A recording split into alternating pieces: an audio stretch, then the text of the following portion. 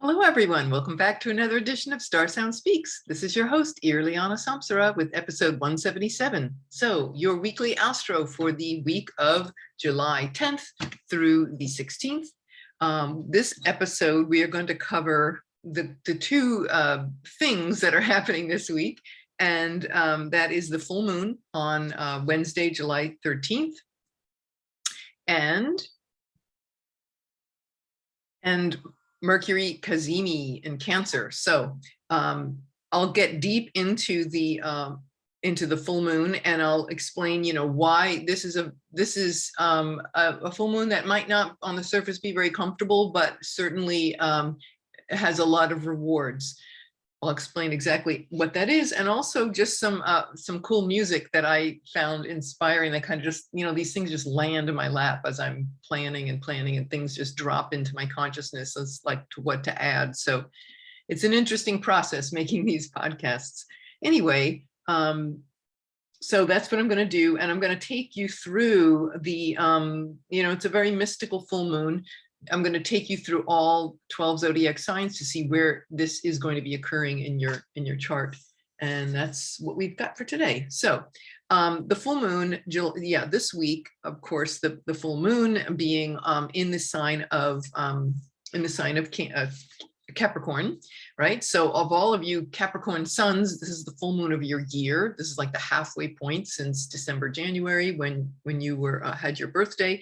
So this is about things in your life path coming to fruition. And then for the rest of us, this full moon is, like I said, it's 21 degrees of Capricorn. So first we'll describe, let's remember what a full moon is and what it does and what it shows us and provides us with.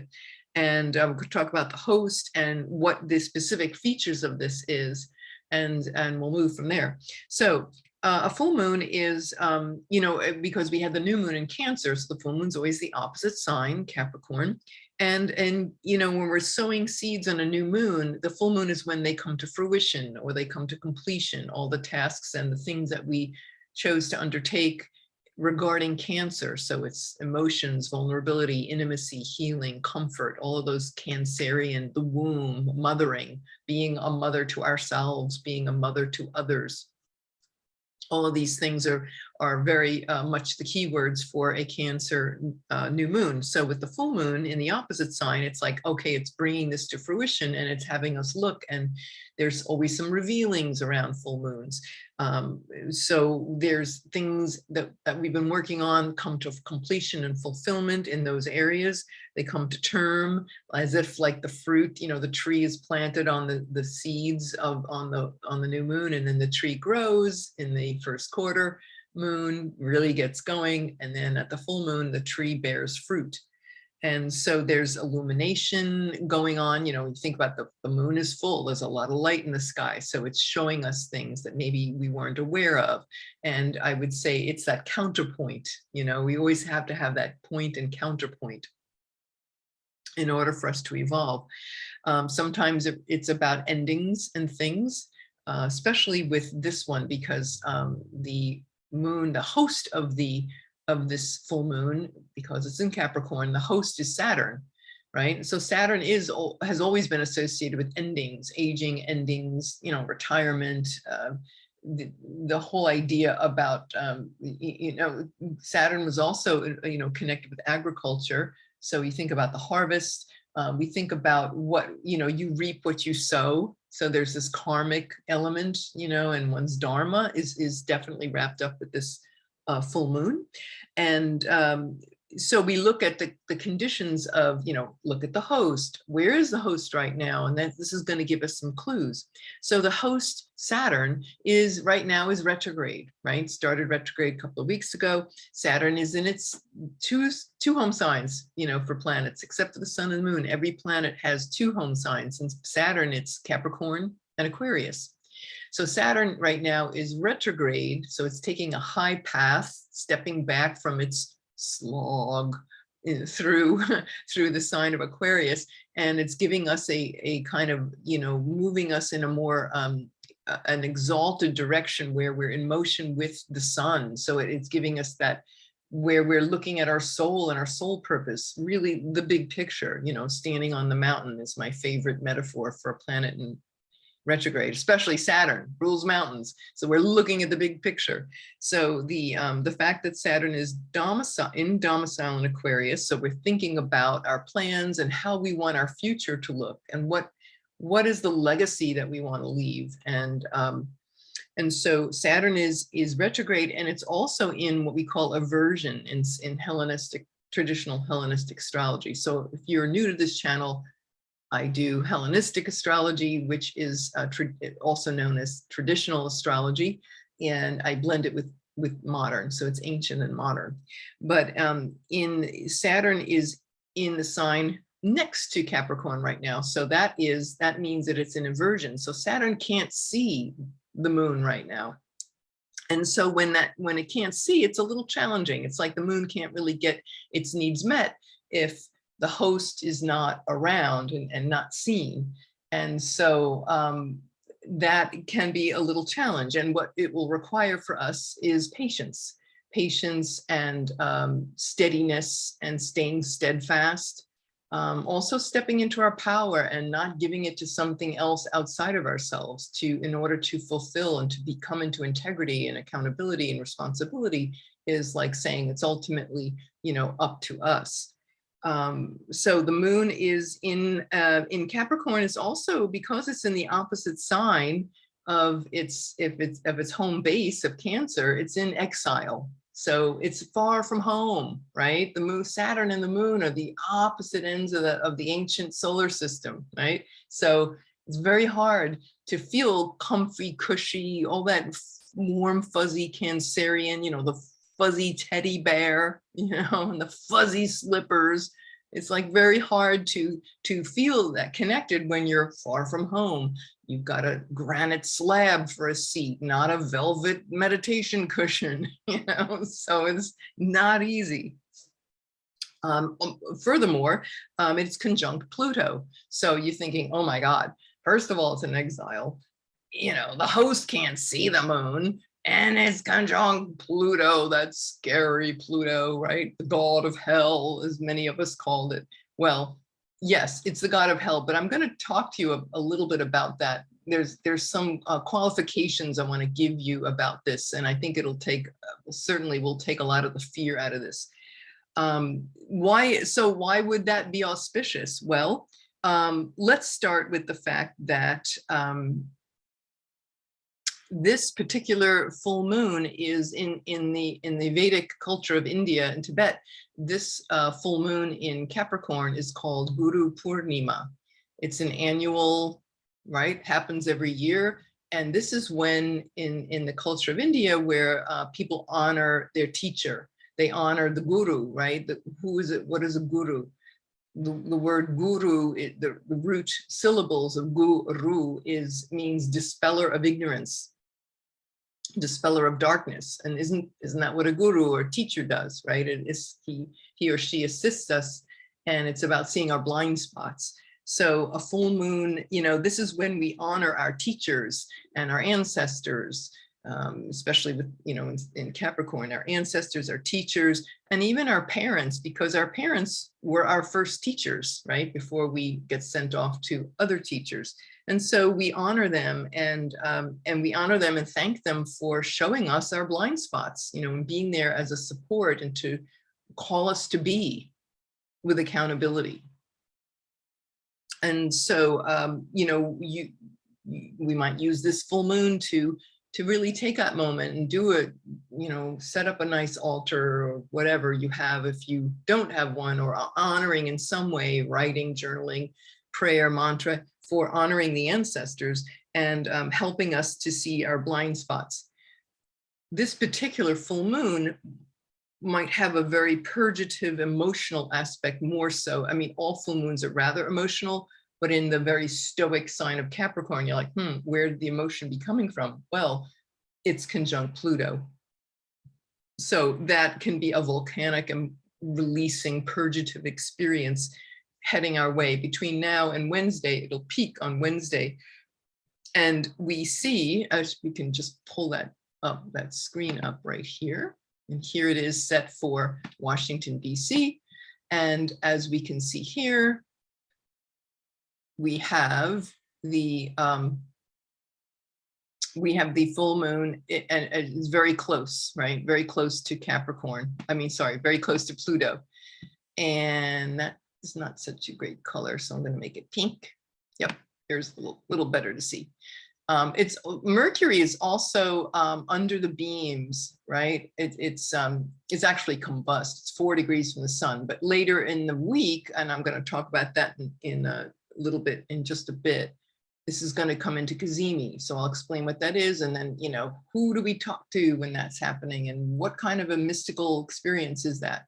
So we'll get into that. But what's nice about this moon is, you know, the Pluto thing is, it's very auspicious because, you know, we think of Pluto, it is the scary place. It's bringing forth us, this new moon, this full moon is like shining a flashlight on these deep, dark corners of our psyche where we've been very afraid to look. It's like taking one of those giant halogen flashlights and shining it into a sewer or a basement hole, things that we've covered up, things that are taboo, that have been painful and maybe suppressed, or emotions and suppression around taboo subjects, sexuality. We're talking Pluto here, so it's our very life force, life, death, sexuality, fear, subconscious patterns, all of these things coming to the fore in this powerful full moon. And we might consider, you know, so of course that can be very scary to the psyche that just wants comfort. You know, the moon's not in a comfort zone, like we were saying. However, I want to show you a really interesting thing that I read this morning, and it really jumped out at me. I'm reading Madame Blavatsky's book, Isis Unveiled, Secrets of the Ancient Wisdom Tradition. Madame Blavatsky's first work before The Secret Doctrine. Many of you might be familiar with her. She was really like the first feminist and the first Russian noblewoman, very independent thinker, you know, came under a lot of fire for that, got a lot of flack. But I'm going to bring your attention to this one thing that she says here, and it's about, she mentions Pluto. She's talking about the difference between the church, like, you know, Orthodox Christianity, and heathen faiths, like the pagan traditions. And she says, the only characteristic difference between modern Christianity and the old heathen faiths is the belief of the former, in other words, Christianity, in a personal devil and in hell. Max Muller says, the Aryan nations had no devil. Aryan nations, of course, would be referring to India in the ancient Indian culture, Vedic tradition. The Aryan nations had no devil, says Max Muller. Pluto, though of a somber character, was a very respectable personage. And Loki, the Scandinavian, though a mischievous person, was not a fiend. So Loki is the Scandinavian equivalent of Mercury, the trickster. And sometimes Mercury can be, you know, he's also the like patron saint of con artists, right? Thieves and, you know, duplicity and chicanery, trickery. But Loki was not a fiend. Okay, so Pluto was very respectable. And she said the same may be said of hell. Hades was quite a different place from our region of eternal damnation, and might be termed rather an intermediate state of purification. So I love that. It's quite a different take than what we were brought up, at least, you know, in the Christian faith. Whether you're Catholic or Protestant, you know, there's always that thing about hell and eternal damnation and avoiding it, you know, the fear of that. Well, what she was saying is it wasn't really any of that at all. Neither, as she goes on, neither does the Scandinavian hell, H-E-L, which is where the word hell came from, Scandinavian root, hell or hela, neither imply either a state or a place of punishment. For when Frigga, the grief-stricken mother of Balder, the white god, who died and found himself in the dark abodes of the shadows, Hades, sent Hermod, a son of Thor, in quest of her beloved child. So Frigga sending Hermod in to find her beloved son, Balder. The messenger found him in the inexorable region, alas, but still comfortably seated on a rock and reading a book. That's not too hellish, right? So he's like in this contemplative place. The Norse kingdom of the dead is moreover situated in the higher latitudes of the polar regions. It is a cold and cheerless abode, and neither the gelid halls of Hela nor the occupation of Balder, sitting reading a book on a rock, presents the least similitude to the blazing hell of eternal fire and miserable damned sinners with which the church so generously peoples it. Neither does the Egyptian Amenti, the region of judgment and purification, nor the Andhra, the abyss of darkness for the Hindus. For even the fallen angels hurled into it by Shiva are allowed by Parabrahman to consider it as an intermediate state. So it's not the end. Big difference. It's an intermediate state in which an opportunity is afforded them to prepare for higher degrees of purification and redemption from their wretched condition. And it goes on and on, but anyway, just wanted to share that. I just thought that was very profound. So as we move into this full moon, it's a great invitation to be mindful of the true original meaning of hell or Hela was this intermediate state. I guess in the Tibetan Book of the Dead, they talk about the intermediate state, the bardos. So it's like we get to move through this bardo of the full moon conjunct Pluto, where we get to see that this is a place of contemplation, and it's a place of purification. And it's a place where we can safely bring, with the help of our ancestors, our light body, our pain body, and look and see, okay, what do we have to give up, right? Transformation always means that we must surrender something, right? So that's the process of transformation. It's in giving up something that we gain something.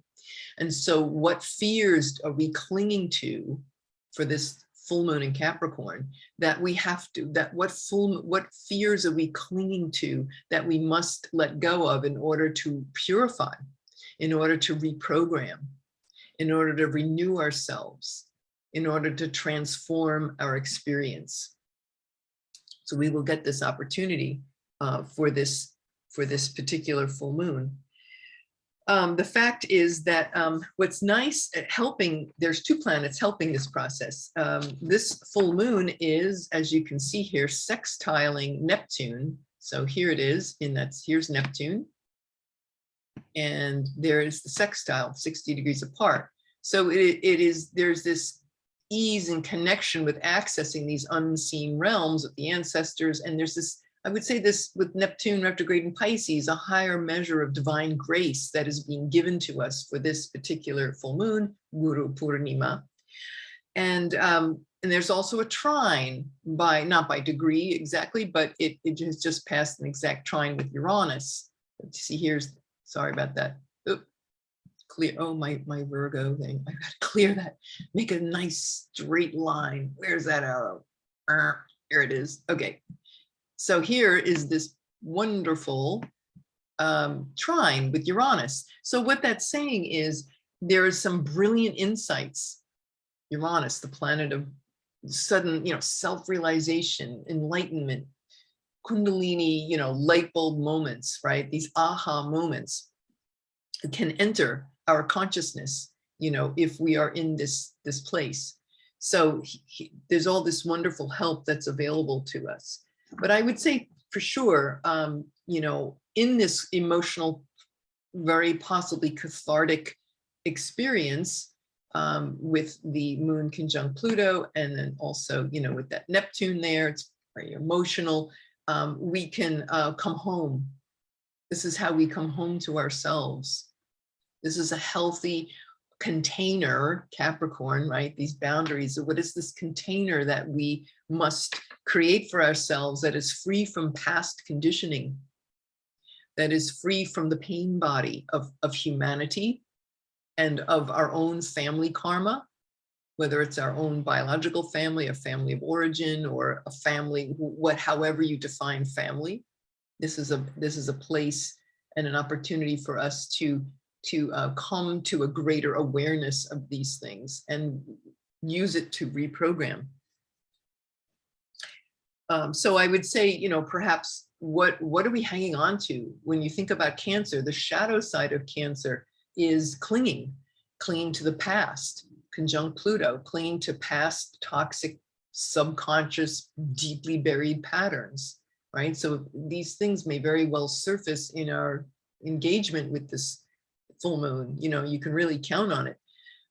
Capricorn is about physical wealth, where Saturn in the sign and the earth sign of Capricorn, it's cardinal earth. So you think about physical wealth, the wealth of the earth. We think about home and food and resources. So this lack of comfort, this fact that we have an exiled moon, this lack of warm fuzzy is actually a good thing because it's having us wake up. And I would say, you know, take out the trash. Take out the trash. This is the full moon to take out the trash with the help of Divine Mother and the ancestors, the trine with Uranus, you know, connecting with others in new and amazingly unique and innovative ways of making connections with the earth and with each other. And there are great insights to be had. You know, in the collective, you could see this as legislation, you know, like there's this great disappointment coming out of the Roe Wade decision. And I just read this yesterday in the news that Brett Kavanaugh was had to take the back door out of the Morton's restaurant in DC because there was all these protesters that showed up that kind of, I don't know, was out on the sidewalk and they made this big ruckus and he had to leave the back door. And so, you know, there is this feeling of, you know, to me, it's like, okay, for real change, that's obvious. There's a lot of pain body, right, that's being expressed, but it's that kind of thing is not, I'm not trying to preach here. I'm just simply sharing that we have to come back to ourselves and remind ourselves that we have enormous power to make things happen that are good and long-standing change, and we can channel our anger into passion, into action that's going to be fruitful. And so, you know, instead of spending it in that kind of a way, which really doesn't result in anything, it just really creates more angst, you know, we want to remind ourselves to bring ourselves back to constructive movement and constructive action and empowering ourselves that way. On the personal side, this could look like, you know, our resources, like for instance, you know, in the air conditioner breaks down in your home and on a hot day and we're out of our comfort zone and it's not easy and we're confronting sweat, you know, and in a hot summer day in the Northern Hemisphere, it's the heat of, you know, we have these heat waves and all in the States. And so that having a broken air conditioner would not be exactly, you know, it's not a jolly place, but that lack of comfort can really wake us up. So I want to also bring you to, let me see, I'm going to share my screen on this. Yeah, hold on a second. Yeah, there's this, the Sabian symbol for this full moon in Capricorn at 21 degrees Capricorn. I'm going to read this to you. It is, the image is saying, and this speaks to that too, about the ability to making change and all, and in the face of this, you know, can be a difficult, challenging to the comfort zone full moon. It says here, the Sabian symbol for this is, by accepting defeat gracefully, a general reveals nobility of character. The realization that one may grow through defeat as well as, and perhaps more than through success. So I want to give that to all of us that are, you know, reeling from the recent decision with Roe Wade and a loss of constitutional rights, federally, you know, protected by the Constitution, to, you know, this ray of hope that's saying, you know, you can grow, and whatever it is that we are feeling defeated in, but I'm just saying that obviously in Cancer season, that's a particularly loud one. And this particular, the planet Ceres, by the way, is conjunct this. I can show that back to you here. As you can see here in the diagram, Ceres is conjunct is in opposition to this full moon by a few degrees. So Ceres is the goddess of agriculture, grain, food, nurturing. Who and what nurtures us? How are we nurtured? How are we not nurtured? You know, so that's playing. It's very loud right now in the collective. So what I'm saying is, with this particular Sabian symbol, I'm thinking about that with women, you know, and the women, and the fact that, you know, this was a loss of care, right, with reproductive rights, but knowing that you can grow through defeat. So it's not over. And just like Pluto represents that middle state of contemplation and purification. So we retreat, and we, not in defeat, but we're retreating to rethink ourselves and reorganize and take in what has happened and get powerful around it. It says here, about the Sabian symbol, that while the preceding symbol referred to the drive towards success in culturally organized collective endeavors, this one presents us with the possibility of turning apparent external defeat into an inner spiritual achievement. We have recently seen how totally vanquished nations, Germany and Japan, have leaped forward and achieved great economic success. You think about how they suffered such great defeat at the end of World War II. Much depends on the quality of the will and the inner integrity of the person. So that's definitely about Capricorn, right? The drivenness and the integrity and responsibility coming into one's power. At this second stage, we find what seems to be a paradox, but the spiritual life is always paradoxical. The great sinner can become the most renowned saint, and a medieval pope a criminal. What matters most always is inner strength. So just wanted to share that.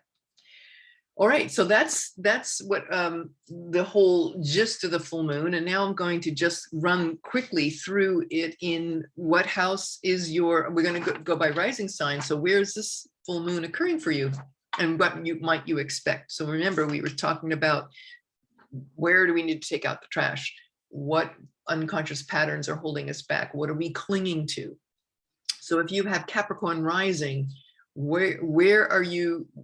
You know, there's this cathartic realizations and about your pain body as it relates to your health, your appearance, your character. I would say with the full moon in Capricorn, you know, are you afraid to go to the dentist? Are you afraid to have your knees checked, or your spine? You know, or is there something hidden that you've been afraid of confronting with your health?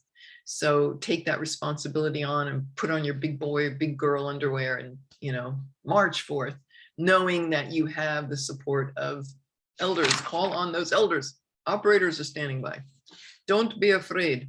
Okay, second house, Sag rising. The full moon is in your second house, so it's asking you about your finances. Is there a loss of money? Are you clinging on for a fear of loss of money? Over material possessions. This is like really calling us to, with Sag, it's about faith and intuition and trusting our intuition and having faith.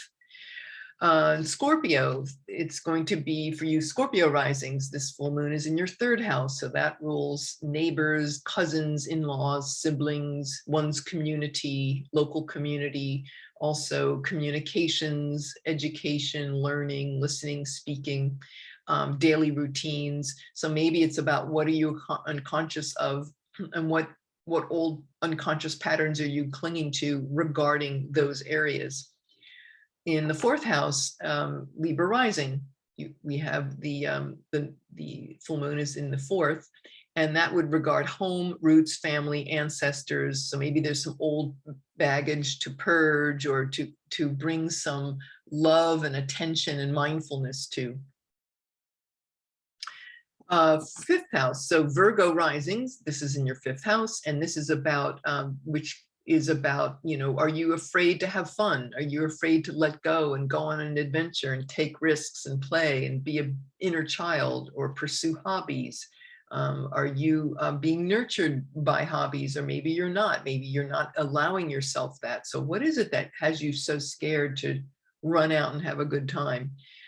Getting serious around looking at that. It also rules fertility, pregnancy, children. So, you know, all those areas too, places to look. For all you Leo risings, it's in your 6th house of work, service, maybe places that you struggle with. Maybe there's health issues and health struggles. Are you overworking? Are you obsessed and not willing to let go? Do you have some boundaries that you need to reconfigure around work and health? For you Cancer risings, this full moon is in your 7th house. So that's all about our relations, our relationships, intimate one-to-one partnerships, long-term relationships, business partners, marriage partners. It also, in ancient astrology, it rules sex and sexuality and, you know, procreation, right? It's the sun setting, you know, it's like the movement into this, you know, it's the end of the day when we go home and we just let go of the day and we procreate, you know, we create outrageous union, right? We unifying the yin and the yang and one life into the other. But this is about maybe bringing some compassion and some tenderness. Maybe we're clinging too tightly to relationships. Maybe we need to lighten up with our spouse or partner. Maybe we need to let go of a fear of loss.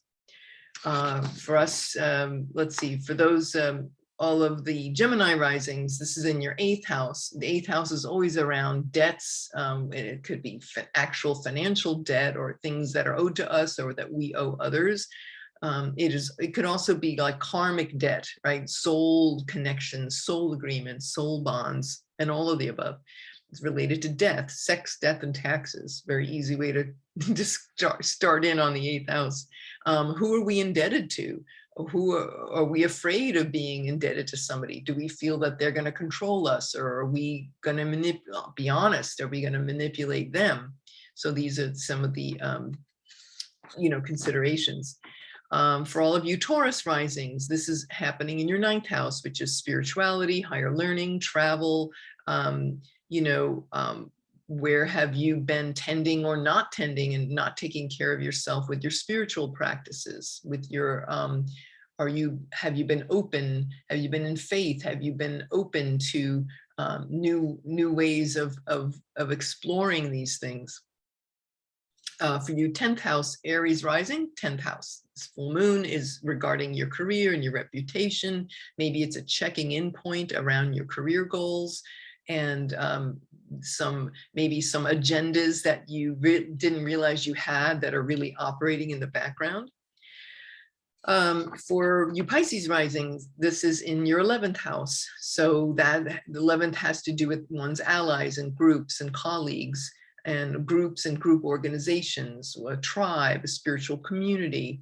Maybe it's about hopes and dreams and wishes and friends. Maybe there's about, are you taking care of your friends, or are your friends clinging to you? Or are they healthy? Are these friends toxic from the past? Are they built on a foundation of some unhealthy codependency? Or is there some real genuine renewal and reprogramming available? Will they give you that, or will you give them that? That kind of, when I say reprogramming, you know, a sense of renewal and not being like the shadow Pluto of hanging on and clinging, but really letting go, right? Letting go of fear and however the chips may fall. You know, sometimes it means about letting go of friends. Things come to a head and we let go of these unhealthy associations.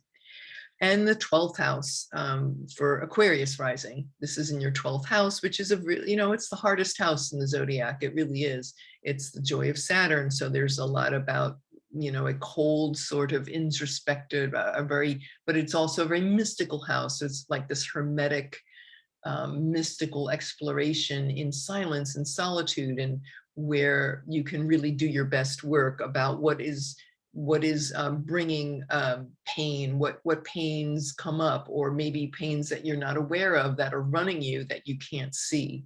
So it's like a major house of blind spots, house of self-sabotage. So that's the full moon. Okay. And so now we're just going to wrap this up by talking about Mercury Cazimi, Saturday, July 16th. I know we have this Cazimi club. So before I say that I want to remind everybody, I put this on the July astrology podcast. If you haven't listened to that, the entire month of July overview.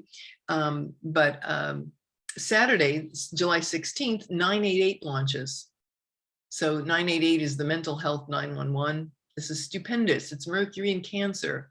You know, Mercury is not in domicile. It's not a bad place, but it's not in domicile either. So it's a mute sign, Cancer. So it's interesting because of all the things to launch is, you know, a hotline where people are going to listen. It's like the people on the other end of the line are listening from a place of care.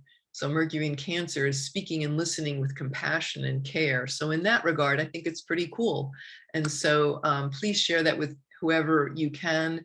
If you know anyone, yourself or others that are going through a hard time that need support, of course, it's 24/7. This was a special hotline set up by the federal government. In addition to the regular national suicide hotline, this is just simple, right? 988. What is that numerically? 9, 8, 17, 8.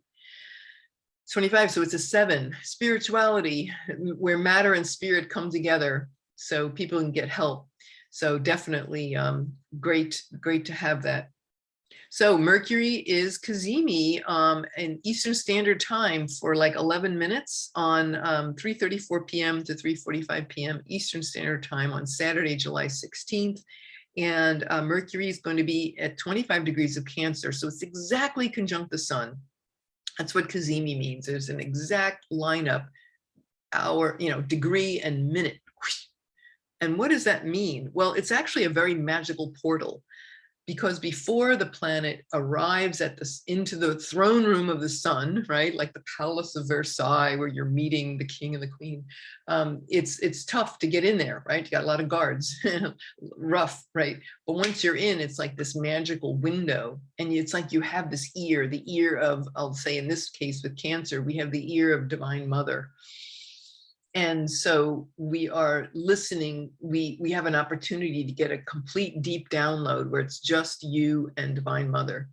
And then you hear this, you know, outrageous revelation or experience it, and then you take that with you. You know, we can take these insights and carry them forth and use them to move ourselves forward.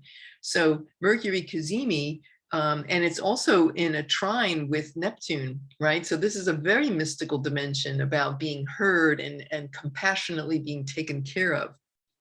So I found to share your emotions, it's like, to me, it's like you get into a palace, it's like you get to the North Pole and there's Santa and you get to sit on Santa's knee and you're like, okay, but Santa's like Divine Mother. And it's like, okay, what ails you? Talk to me. You know, like, I'm your mother, talk to me. What do you need? You need to cry on my bosom? Do you need a hug?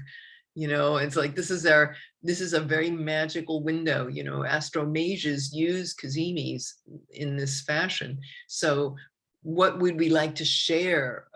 What would we like to share with the divine? What would we like to share with others that will bring us more closely emotionally bonded with each other? How can we come from a place of compassion and care with our speaking, with our verbiage, with our listening and speaking? Here's a great picture I found for everybody. Let's go pull that up. Okay. Here it is. Here's Divine Mother. Isn't this beautiful? Think of this image if you need an image. You know, here's Divine Mother with her heart wide open, hot pink, heart chakra, and here's the baby. It's almost like, you know, here's us, our little babies, and we're held in her womb and we get to feel love and connection and vulnerability. So yeah, roses, right? Unconditional love, nothing but love and care. For I'm putting the link below, and you know, tell me what you think about this. But I love hearing from all of you guys. You're so sweet. Little comments. There is an idea came to me as I was making this podcast. It's a Jai Uttal, which is one of my favorite, maybe my most favorite mantra kirtan musician. He's like Grammy nominated, brilliant guy. He wrote years ago, he recorded a cover of the Beatles song Tomorrow Never Knows from the 1966 Beatles Revolver album. And it's, you know, the lyrics are lay down in the stream and let go, and it's like really, really beautiful. So I just feel it's so perfectly attuned to the spirit of Mercury Cazimi and really Cancer season at large, which, you know, we still have what, about 11 more days of this, of Cancer. So go for it. Let me pull up those lyrics because they really are beautiful. I'm not going to sing them, but I want you to listen to Jai. So I'm putting Jai's, the link that I found online to his cover. So he mixes the Beatles Revolver song of Tomorrow Never Knows, and he mixes it with an ancient kirtan of Hara Shiva Shankara, which is in Sanskrit, that's calling forth Shiva, the god of transformation. Shankara is another name for Shiva. So Pluto, right? There he is again, right? So purification, right? It's not the end. We're just getting purified. So we come out renewed. And so anyway, let me go, hold on a second, just be right back. Okay, this is the Beatles, Tomorrow Never Knows. Turn off your mind, relax and float downstream. It is not dying. It is not dying. I told you I wasn't going to sing, but here I am singing. Please hang in there with me. Lay down all thought, surrender to the void. It is shining. It is shining. That you may see the meaning of within. It is being. It is being, that love is all and love is everyone. It's so Cancerian. It is knowing that ignorance and hate may mourn the dead. It is believing, but listen to the color of your dreams. It is not living, or play the game, existence to the end of the beginning, And then as he does that, he's linking in Hara Shiva Shankara, She Shanka Shekara, Hara Bom, Bom Bom Bolo, Pava Bayankara, Girija Shankara, Dimi Takanantana Kelo. So it's really beautiful. That Sanskrit mantra, as we recall, it is about the Dimi Takanantana Kelo is the dissolution of form. So we are washing away with, I feel to say, you know, Divine Mother's compassion and her tears, we are washing away and coming into the now. And so washing away all that is not us. So that's what I wanted to share. Listen to that video. He is amazing. If you've never heard of him, he's just the most awesome musician. Truly amazing. Actually, I just found out, I had to look up his birthday. He's a Gemini. He just had his birthday. I knew he was a magician. Actually, I saw him live once many years ago. Incredible. It was like a little private living room concert. And yeah, I was like, this man is a magician. He really is. He's a Gemini, and he has a stellium with Mercury in conjunct the sun, and it's in his chariot. So he's got a major blessing going on. And I don't know his birth time, so I couldn't say what his rising is, but he's just turned 71 last month. So I can't believe it. Like, you know, makes me feel old, but anyway. So anyway, that's all I've got for you. And I hope you've enjoyed this. And please remember to like, share, subscribe. It really helps us. And I love hearing from you all, and anything I can do to help you answer questions, please let me know. Always great to hear from you guys. So, all right, my dears, much love, and have a wonderful week, and we'll see you all, and a great, empowering full moon. Okay, see you all next time. This is Irlianna Samsara, StarSound Speaks, StarSoundastrology.com. Thank you all for listening. Bye.